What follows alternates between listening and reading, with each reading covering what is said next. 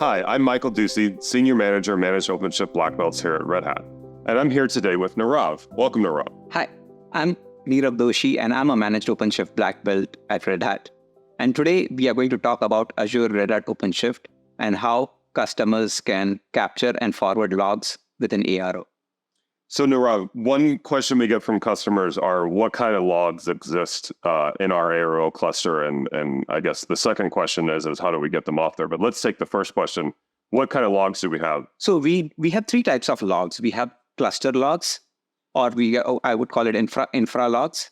And these are logs related to your control plane, your worker nodes, all of that logs are captured within Open. So these ways, think of them as your operating system logs that might be on those nodes that are running your workloads. That's right. The second type of logs are your audit logs. So all the activities that are captured from your OpenShift API. So for example, if anybody has requested for a workload or somebody's doing an upgrade, all those activities are captured into these audit logs. So essentially anything going through the OpenShift API that either an automated process or an end user is interacting with the API, it'll go into the audit logs. That's right. And then the third type of logs are your container logs or your application logs.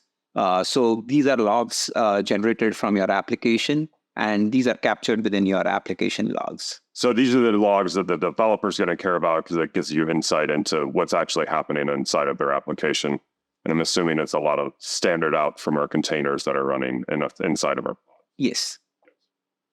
So now that we have these types of logs, kind of show us inside of an ARO cluster how we can set it up so we can forward these logs. And to maybe, let's say, in this case, let's use Azure Blob Storage. Okay. So here we have our ARO cluster. And within our ARO cluster, we have pods running. And these pods can be your application logs or your logs related to your worker nodes. And then basically everything that's running will be in your ARO. So the first thing that we would do is install a low-key operator. And what low-key is it is a log aggregation system. So it is a log aggregation system. So in order for us to capture this log, we would use vector to capture the logs and use low-key for indexing these logs. So the logs are going to go to vector. Vector is basically the stream aggregation, and it'll create a single stream and then forward those over into low-key, which will do some basic level of indexing for us before we ship them off to storage. Yeah. So once you have that, the next thing is you need to create an Azure Blob Storage. So we are using Azure Blob Storage, but you can use any storage.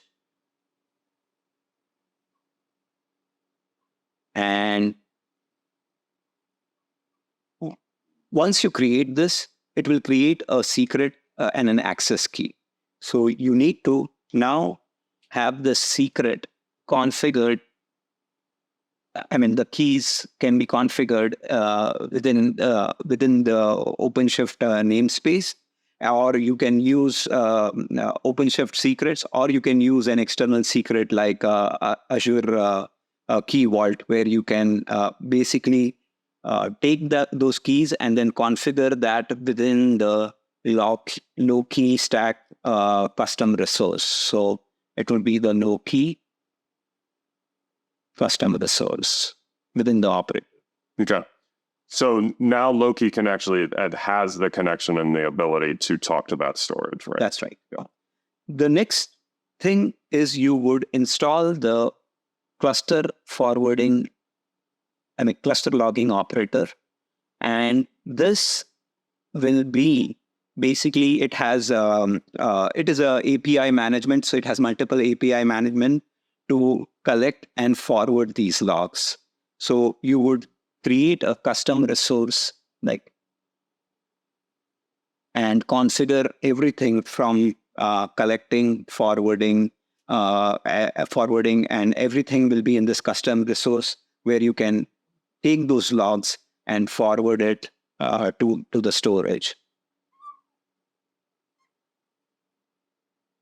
So here, for example, there are 3 types of logs, and I just want to store my application logs because my developers can access and query from, in this case, it would be Azure Log Analytics Workspace, for example. But let's say, for instance, my security team, they have their own log aggregation tool. And,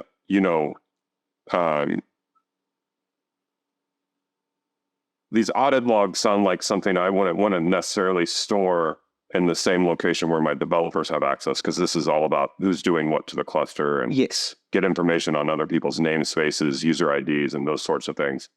So what if I wanted to just take the security log or the audit logs and ship them off to my security team that might be using another log aggregation system? Yeah, so you would go through the same process, but the only thing is basically you will configure your secret for this storage, and then forward those logs, just the security logs from the from there. So there are multiple ways you can collect and store it to different locations. And then I would assume for my infrastructure team, I could also have the infrastructure team get their logs in a different location because they might have their own tooling that they want to use. That's true. So you don't have to send all the logs to everywhere. So there can be third-party tools that, or you might have your enterprise tools that you have standardized and you want to use those logs and query them. You can always send those logs using both these operators. Great. Thanks, Noral, for coming by and explaining how we can forward logs into, in this case, Azure Blob Storage, but how we can just forward logs in general off of our ARO clusters. Thanks a lot. Thank you for watching as well. If you have any questions or would like to learn more about Red Hat's products and services, you can always visit our website, of course, at redhat.com.